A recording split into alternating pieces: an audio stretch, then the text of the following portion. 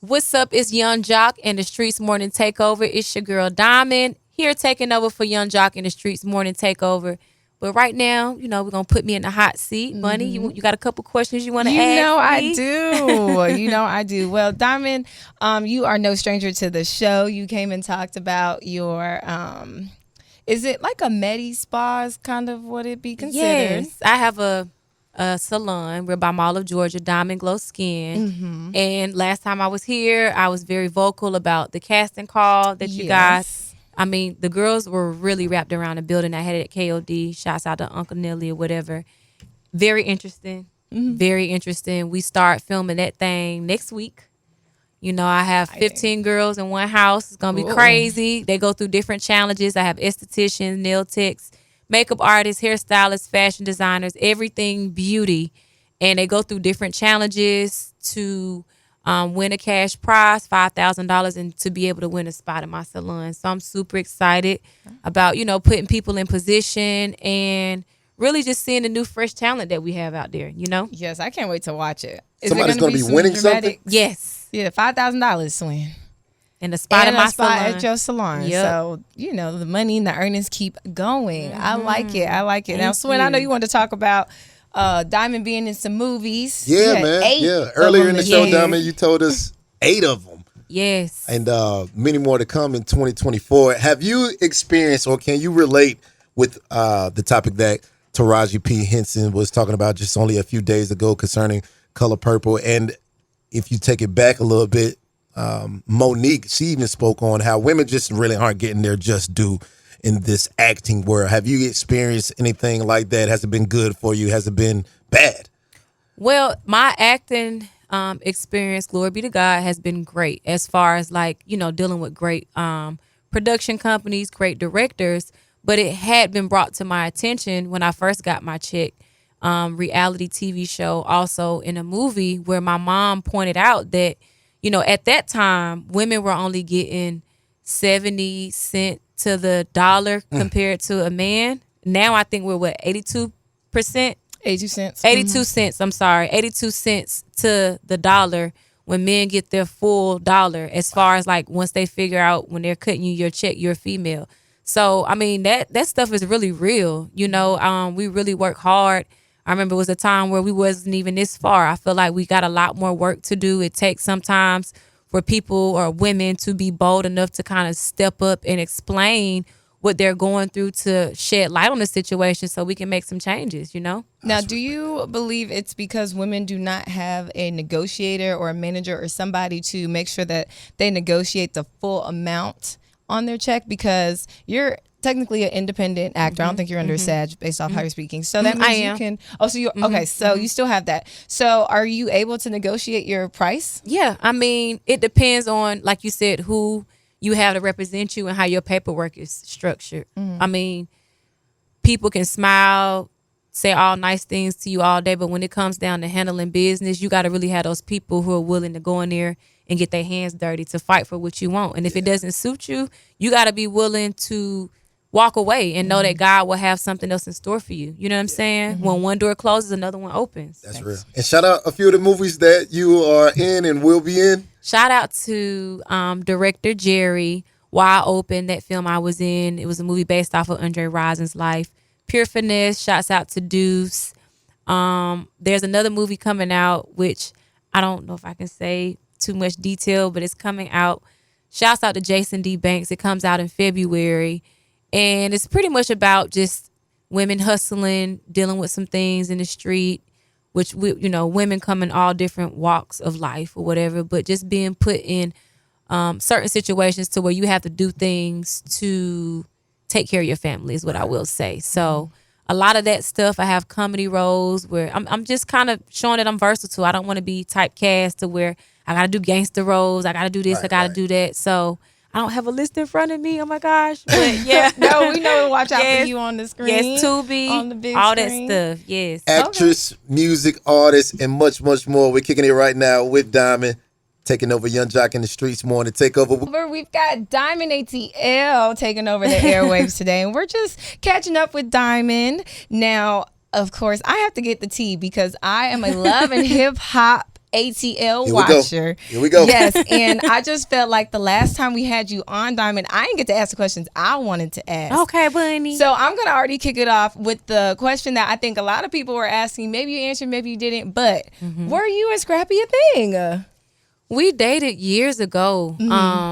It's been about 12 years ago. Oof, that's a long time. Long time for about lived together and everything. I think for about 8 years. But since the Millennium Tour, because at that point, after the breakup, we really weren't speaking to each other. But the Millennium Tour had Trillville, Crime Mob, himself, and other people to where we had to work together. We had the Crunk set, and we ended up being cool, kind of like rekindling our friendship and so forth. Relinking up with Mama D, his family, my family. Like a reunion. So yeah, so we're in a great space. You know what I'm saying? We're friends. But did you guys rekindle it? Because the last time you came here, the next day you hopped on IG and was Yeah, posted. I was what was that about? We just talked to you less than 24 hours ago. Oh, you're not You entertained. know we saw it. So I was like, so were you with him? Were you I'm not just- with look, him? I'm Did doing you my do it job. with Shanti and Nelly? I'm doing my job. Y'all gotta okay. tune in. I think it's January 9th. Okay, so it's gonna drop and we're gonna Part see B. what happened. Yes, we gonna see. I want to see what happens. Not you want to Hold see. on. Love and Hip Hop is returning January 9th. Yes, it is. Part B. Wow, Part B. It's gonna be 'cause they're juicy. with MTV now, so Yes. I know they're doing very long seasons. Yes. All right, so what else can we expect on Love and Hip Hop? Of course, I know you'll probably show us some music. Yes. And then, of course, we're going to get a little messy. Yes. But you're going to clean it up. So what else can we expect on Love and Hip Hop? Well, I think it was more that I wanted to show as far as like my salon and movie roles and so forth. But I was just happy that I was able to do more confessions and kind of like speak what I'm feeling in certain scenes. I was able to kind of film with a lot of other cast members, not kind of just be in one bubble, go to different events, mingle with people more, did some scenes with Jock and so forth. So I think that as we continue to film, it get a chance to show people more of what I have going on. I think the first half, people saw me, but they didn't really see me enough. That's the response I was getting from the people, from the fans. So I'm more vocal this time. You'll get a chance to see me be vulnerable. In one instance, I lost my father, and that was very, very traumatic for me. And I was able to connect with other women. I made a posting about it. And it allowed me to connect not just with other women, because I'm definitely a daddy's girl, but it allowed me to connect with other people who have probably lost a mother or a father, and to show me being vulnerable, to cry on television. It's like my second time ever, but I was caught off guard. I didn't really expect to, like, that was my first time. So that was real Real reality. tears, Yeah. breaking down. Like, I just bury myself in work, so really having that moment to kind of like let it all out will definitely allow people to connect with me in a different space. That's okay. I got a question for you. Sorry. For you, Diamond, real quick, because I know we're running out of time, but your take on the female rap game, or females in the rap game, I should say. We're coming to the closing days of celebrating 50 years of hip hop. Yes. And Rolling Stones named Sexy Red's Ski number my one rap God. song. Wow. I'm not a Yes, fan. of I'm not a fan of that 2023. decision. But what are your thoughts? Because we know Crime Mob, when you guys were Yes. together in the streets and things, it may not have looked like Sexy Red, but still had the same atmosphere, I would say, like Absolutely. of turn up and Unapologetic, yes. Different color hair, the dreads, I would say ratchet at its finest is what we were. Yes. Now I'm a bit more polished. I think the reason why people love Sexy Red so much is because it's like, this is who I am. Like, come as you are type, it's just like, I don't have nothing to hide. I come from an era where you couldn't be pregnant, you couldn't have a boyfriend, you couldn't, like, now you can have kids, you can perform being pregnant, you can go as long as you want to go. It's literally up to you. And I think that people are really taken to the fact that she's being consistent and she is being who she is. She's not trying to, she's polishing herself up. You see that she's showing her growth over time, but she's never like portrayed like she was so perfect and she had it all figured out. And people really can connect with that when they see you start from somewhere and you you build your brand, you kind of polish it up along the way. And most importantly, we're in an era now where you see there's multiple women. You know, back then it was still women, but they only want to put one or two in the forefront. Yeah. So you got her, you got the Ice Spice, you got the Flo Millies. I mean, they're different shades, colors, sizes. And I like the fact that we have variety. I think that's important because not one female can speak for all women. You know what I'm saying? Anything goes. Well, I gotta say this. Go ahead, Bonnie. I'm definitely going to have to ask you, what do you think the perception that Sexy Red is putting out there, how is that affecting our young women's mentals because they are following Sexy Red? Music is so influential. Do you think that it's really molding the way that people view women and how we are going to be raised, or our kids are being raised by Sexy Red? I mean, I think that she's being herself, but at the same time, I've seen interviews where she was kind of like, you turn it off and on. Like for me, I know a lot of the music that I make or have made is like ratchet, but if you sit down and talk to me, you see I'm very intelligent. Everything I do is calculated. I know what I'm doing. So sometimes she probably plays into, I know this is gonna be clickbait or in it, because y'all gonna do it anyway. So if y'all gonna do it, let me control my narrative and let me control whatever the clickbait is in this situation. But I think it starts at home. You have to have that conversation with your kids. You should not be in a situation to where you're allowing other people, music, television, social media to raise your kids, you know. But at the same time, it's that fine line of being a woman and being accountable and being in the limelight of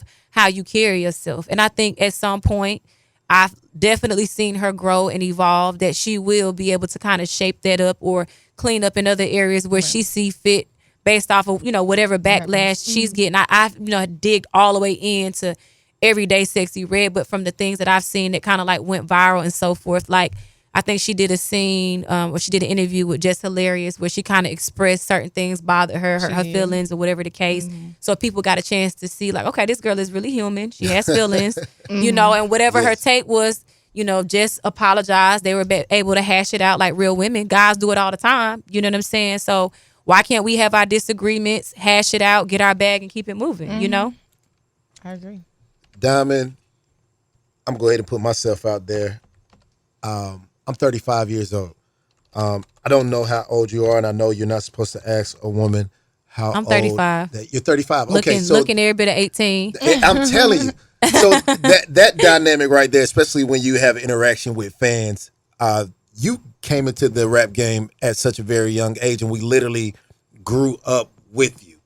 So when you meet fans and you have those kind of interactions, is that weird? Because I put it like this, like, okay, I was also listening to Wayne. I was listening to Jay-Z. I was listening to, you know, DMX, these guys that are probably, you know, 5 to 6 to 10 years older than me. But you're right here with us. You know what I mean? How is that interaction with fans?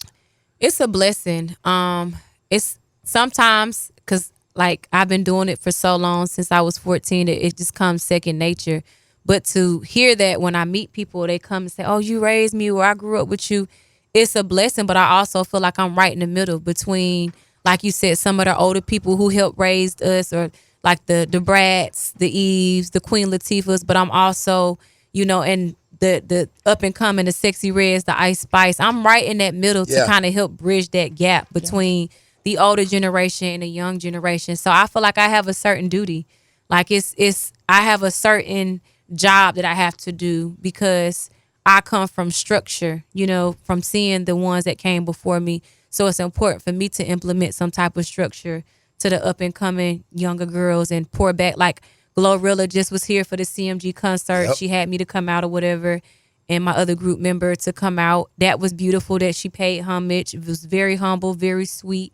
And the fans loved it. Her fans loved it. My fans loved it. And I think that's important. You know, I'm big on energy. As long as the energy, you give me good energy, I give you good energy. If it ain't no good energy, I'm going to let you stay where you at and I'm going to stay where I'm at. But if I can help it, I know that it's important to kind of like give back and pour into, you know, the up and coming generation. Right. Because I want to see, especially with Love and Hip Hop this year, some movies this year by homecoming season. Next year, I want to see Diamond on stage performing Rock Your Hips and performing Nuck If You Buck. Yes. And I want to see Diamond on stage performing her new music, you know, and I want to see that because of the culture that is happening right now in hip hop with women dominating. Yeah. You know what I mean? So I would love to see you at Fort Valley State, Albany Thank State. you. And it needs to be more consistent because I do tour by myself. You know, I do tour with the group as well. But like you said, I definitely need to be more consistent with those larger crowds, HBCUs, festivals, and so forth. You're right. That's my goal. You'll kill the HBCU. 2024. And, Oh, a yeah, lot they'll of love the them. Southern,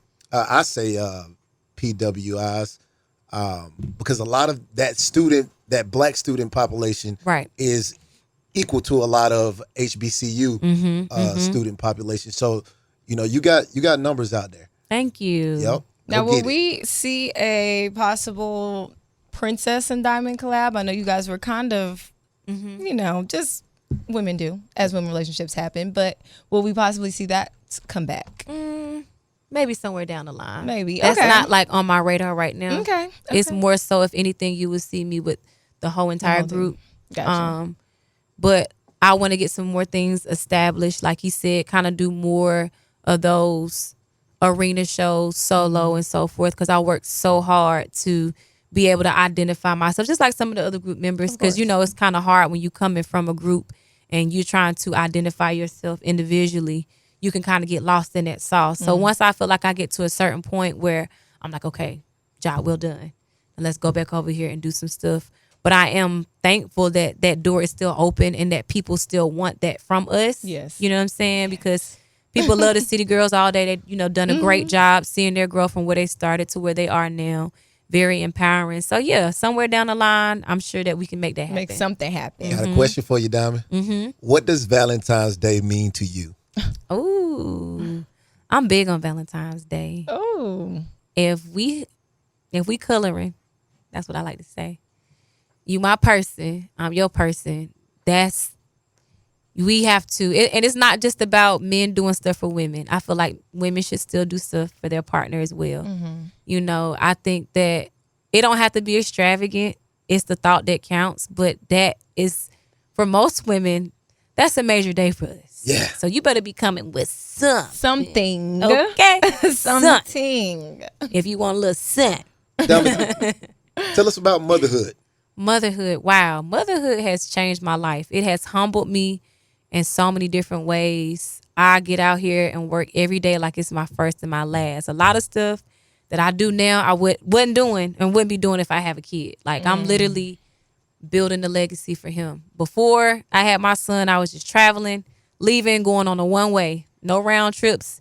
Just one way wherever I go. And when I feel like leaving, I go somewhere else, or I ain't doing that with you. And it's, you know, I don't got to do it, but it humbles you. But at the same time, it also makes me more eager, more aggressive. Like at the end of the day, I'm making it home to my son. I don't know what you doing. Or even when I'm out here like in the streets, if I ever had any confrontation, like it's more of a survival. If you ever see like lions and stuff, like how they are with their cubs, like it just puts you in a whole another mind frame. I'm a single parent, like, you know, and my son is dependent on me. So yeah, I do the touring, I do the music, I do the beauty, I do the reality. But at the same time, I'm going to go do my stuff and I'm going to come back to make sure I take them to school. I'm picking them up. I'm taking them karate, baseball. I'm very hands-on. Like I'm in the industry, but I've also saw where so many kids talked about how their grandparents raised them, how they weren't really raised. Like at the end of the day, if it come down to my son having to do homeschool, if this take off to like some Beyonce level, he coming with me on the road. Unless I can find like that happy medium of some days on the road, some days with him being at school. But I just really believe in just being hands-on. You know, it has really changed my life for the better. I've heard that. Well, I just have a comment. I mean, I've heard that, you know, a lot of women end up going harder when they have kids because it just is a different mindset. There's no love like a kid's love. You know, you love guys here and there, you whatever you have your situation. But I'm like, shoot, if it don't work out, I still got my son at the end of the day. Like I'm going to put my best foot forward and whatever, if I'm dating or talking to somebody or whatever, but all else fails, shoot, it's just me and my son at the end of the day. You know what I'm saying? Diamond, you've been getting money for a long time. Yes. And you are still getting money. You're getting new money. Yes. Did money change you or did it enhance the person you already were? I feel like money changed the people around me. Money and fame. I'm still the same person. I was already a giver. Like I would give people my last. I'm the same way now. But when I say change people, if you get some people who appreciate that, and then you get some people who will look at you as a target, an easy target, to try to come with the sob story or, you know, my friends like to say, "Oh, Diamond, you know you love projects where people are going through some stuff and you want to help, you know." But it's that fine line of not enabling a person. You know, it's like I got to see that you're willing to help yourself. I do everything for you. You're going to continue to just take advantage. So I've had a hard time with that, with kind of people coming at me for fame or money or what I can do for them, or feeling like, oh, she an easy target, she nice, or she's giving, you know. But it definitely enhanced who I am because I was a giver then. I'm an even more bigger giver now. But I'm not bound by materialistic things. I like nice things, but materialistic things don't make me. Whether I have a dollar or not, I'm still gonna walk the same way, talk this. I'm still gonna keep myself up. You know, you still work hard. Whether I have $0 or a lot of money, I'm still gonna put in that same amount of effort into my work. You know. Now, Diamond, would you date a man that makes less than you? Well, at one point, I was like, I wouldn't have an issue with it, but now, now I have to. I guess I had another project. I don't know.